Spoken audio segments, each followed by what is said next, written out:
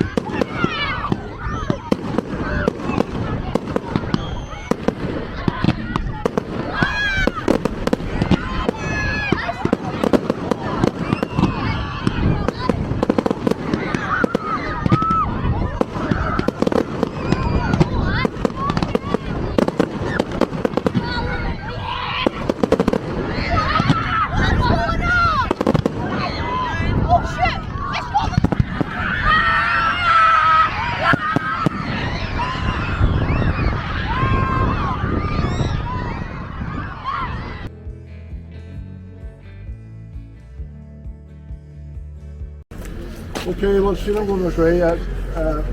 There's we have son and two coming by them. Fudge work over I've got Aidan and Sean Art. Then he has started the shop. Kate Dean in the Yea and Kate Prenue of Young. She's in shop. Hala Patrick Den. Kate Dean behind. See, on behalf of the club, I just want to welcome everybody here tonight for this historic occasion. We're here to commemorate the first meeting which took place on the 21st of October. Just a bus video past there.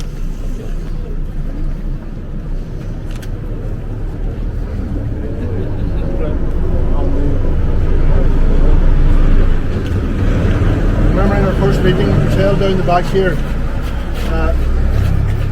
Patrick Den's there, Seamus Nettie, of course. Seamus Nettie owns us obviously now. So it's actually 100 years to the night. It was on a Friday night. The 21st of October 1921 was a Friday night. And so we're 100 years on exactly. So I'm just going to read out a piece from our club history, Pellet is Public, just that kind of sums up what happened on the night.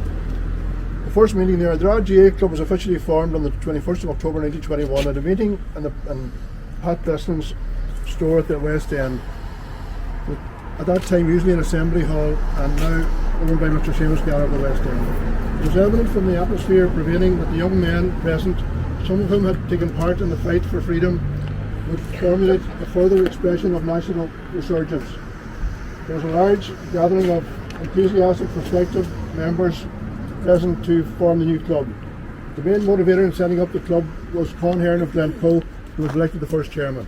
And we're glad to have Frankie and Bobby here, great grandnephews of Con, our first chairman. Con was elected chairman, older brother of Neil Hearn, shop assistant, and Johnny Sweeney's grocery store, which is over here, which used to be Hearn's. Secondly was Mr. Charles McGill, kind of famous man at the time. He was also a famous photographer as well, and the shopman, and all sorts of stuff. He was native of Upper Glengesh, and he was a shop assistant in the business of Mr. John Boyle, Main Street. That's over there beside all kinds of everything. And in the early years of the century, he was a Bracky herding representative on the Donegal County Board. He was also the local photographer and justice of the peace, so he had a lot of strings to his bow, Charles McGill. Unfortunately, Bosco, his grandson and Mary Whelan, his granddaughter, can't be here tonight. Bosco, as you know, is not in great form. We send him our best wishes tonight. Hopefully he'll be watching this. Hopefully he's in hospital at the minute. Bosco, former club officer as well, and only recently Bosco gave us €1,000 sponsor a new set of jersey for one of our underage teams. So we want to thank Bosco City for that. We wish him all the very best in his recovery. Okay. The treasurer was Mr. Paddy Gillay, the saddler of the Central Restaurant, a native of Drumnacrosh, Glenties, who was later a delegate to the South West Board and acting chairman. And we have John Craig here tonight on behalf of the Sadler family, and we want to welcome John. Thanks very much. Another descendant of Patrick the Sadler. The first letter was sent to the Secretary of the Donegal County Board GA. We also welcome Paddy Keeney. Paddy's here on behalf of his late father Barney, who was also at that meeting. And we'd also like young Charlie Brennan to come forward. Charlie is a descendant of the Charles Brennan, who was one of the members of the first team to play in and was at this meeting as well, we're informed. So Charlie, is Charlie here, is he? Yeah. Come on ahead, Charlie. One of our few up and coming stars. Come on out here, Charlie. 4 generations on. Good man, Charlie. All right. It was agreed by those present that the club colours would be a jersey of green and gold, and it was agreed to order the relevant jerseys, pants, stockings and football boots. An order was placed with Messrs McDevitt and Glenties for 13 of each. Pants, stockings, football boots and jerseys. Okay? So, we'll show you how very advanced they were that time. They were ordering boots and all for the players, so our boys will be looking for more now this year. The first match was neighbours Glenties had been on the ball 4 months earlier, forming their club, becoming active the week before the truce became operative on the 11th of July 1921. The Ardara club decided to play their neighbours in their first match. Glenties duly accepted the challenge, and that heralded the beginning of one of the most keenly contested local derbies in the county to date. The Ardara club had difficulty in finding a pitch for the match, and eventually secured McNeilis' home, known after 1927 as the Showfield, where the distillery has been built now. and which was owned by P.J. McNellis of the Nesbitt Arms Hotel. Club's secretary Charles McGill then notified the Glenties captain. The first team list, the first letter sent to the county board was sent on the 22nd of October, which is obviously this date too. Dear sir, I see received your letter to C. Hearn of the 20th, and enclose a list of players for the match to be played on the 30th of October to be Glenties as follows: James Cadden, James Gallagher, Francis Maguire, Jim Breslin, Charles Brennan, John McNeilis, Leo Howley, Con Breslin, Denny Mooney, Michael Boyle, Paddy Gilday, Frank Gallagher, John Howley and Mick Fisher. That was the first team list that was sent to the county board for that game 100 years ago on the 30th of October. So that gives you a rough rundown of what happened that night. And as I say, we're delighted to be here 100 years on. I suppose a short report on the game that played against Glenties that day. And I say we hope when we were able to get the gathering indoors that we'll be able to honour these players properly in their descendants in the future. We're planning for next August hopefully to hold our homecoming weekend and our Centenary banquet if things get things allow us to. And as I say, hopefully we'll be able to honour the first teams, the first championship winning teams at that stage. The first game was played on the Sunday the 30th of October, and this heralded the beginning of the most keenly contested derby in the county to date. The novelty of a new game by inexperienced Gaelic players fired the imagination of a newly peaceful public. Despite the fact that the standard of play was not high, except from those with some previous experience, the entertainment was appreciated and worthy of the occasion for the hundreds of spectators. Most of the Ardra players had never played Gaelic football before or had even seen it played. It was evident that the club did not have a copy of Chori Officul, the official guide, because club officers did not know if Francis Maguire, a postman, could legally play because he was in the public service. Glenties players turned out in all their sartorial splendour, in contrast to the home side, whose players who had yet to be kitted out in their green and gold jerseys. Paddy Gilday, the saddler and treasurer, had obtained the football boots for the players, so all they had was football boots, and they end up after all. We're about to go needles nowadays, you can't just get to bed with them. But the games in those days consisted of 13 players. The positions lined out as follows: the goalman, 3 half-backs, 3 backs, 3 half-backs, 2 rovers, which would be midfielders, 1 centre forward and 3 full forwards. Francis Maguire, the postman, had been added to the Ardra team to clarify his standing in the after his standing in the J was clarified. The Ardra team that played in this historic match on the 30th of October 1921 consisted of the following: James Cannon, Ardra; Jimmy Ned Gallagher, Meena Valley; Denny Mooney, Ardra; Francis Maguire, Ardra; Jim Breslin, Lurgan Boy; Charles Brennan, Hillhead; John McNeilis, Common, who was the captain of the team; Leo and John Howley, McHugh; Con Breslin, Lurgan Boy; Michael Boyle, Ardra; and Frank Gallagher, Castle Goland; and Mick Fisher, Hillhead.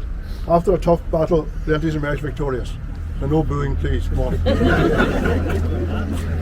So that just sums up, really gives a summation of what happened on the night. As I say, little did these people that met down the back here, there was a room down the back that people met, kind of, obviously pubs weren't really that common at the time. They met to play cards or to meet up and have a cup of tea or whatever it was. It was kind of the local social gathering place, and see, that's where the first meeting took place. So we're delighted to have the descendants here tonight. Okay, we're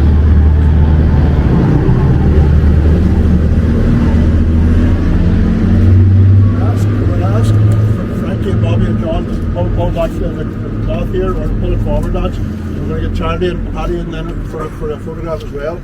And as I say, we have a plaque here to commemorate, and this is something that will be here hopefully for the next 100 years and more. So we're very grateful to Seamus Neddy for giving us permission to do this, and I want to thank John Michael for his part in that as well, and Ethan obviously as well, his daughter. It's a great place here in the town. It's very prominent, and people, visitors to the town, will know what happened here and the historic place that it is. So I want to ask now the boys, Frankie and John and Bobby, come forward here, boys. John, you can go on that side, okay? Just pull the cloth forward for you, okay? On 3, Bobby and Frankie put a hand here together, okay? All right. On 3, boys. 1, 2, 3. Okay. Pull away, boys. Okay.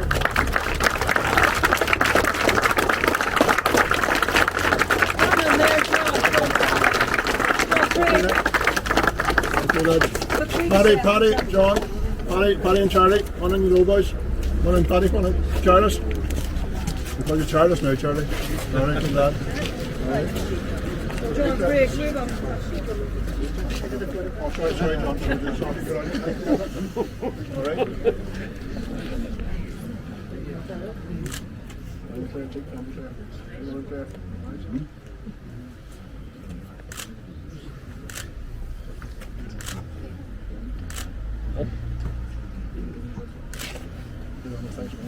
Thanks very much, lads. Well done, thank you. We're going to ask now Niall Boyle, one of our up-and-coming stars, to play a wee tune now before we finish off. I want to thank Father Johnny for a lovely mass, and all the kids in part of the mass, John Michael and Neve for the readings, and the lovely music from Imelda and the choir, and Aidan and all the girls there. Thanks very much. I've got my daddy to the occasion.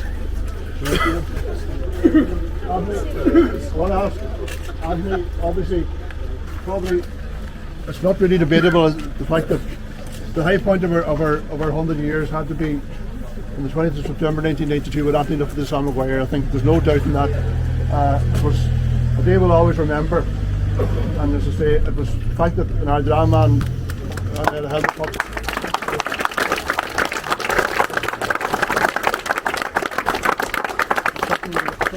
Obviously 2012 was a great occasion to win the All-Ireland, but I think anyone that was there in 92, there's something special about being the first time, and we will always be grateful to Brian McHugh probably for picking Anthony as the captain, and for Anthony for being the man he was, to carry that position so well, and it's something we'll never forget. So Anthony, I'd like to ask you to say a few words.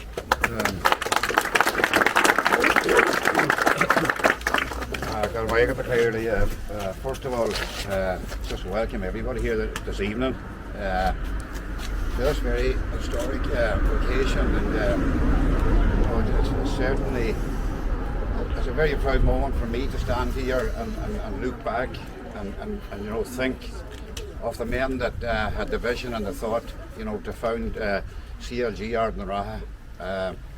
It's a wonderful club, and it's known worldwide.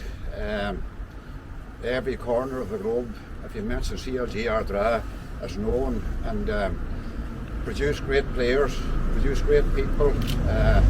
We're a great club, there's no doubt about that there, and I'm very, very proud to stand here tonight and just remember these people that had the vision to go down to that small room there and set up CLG Ardnaraha.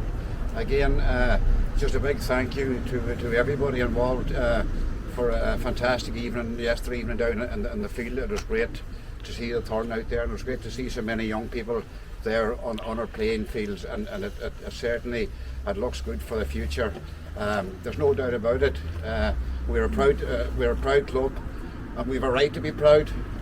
We have achieved a lot, and we've always produced good players, and we've produced great people, and again, thank you to everybody. Thanks to Hylock and everybody involved, like for last night and this evening. Thank you very much. Thanks, Anthony.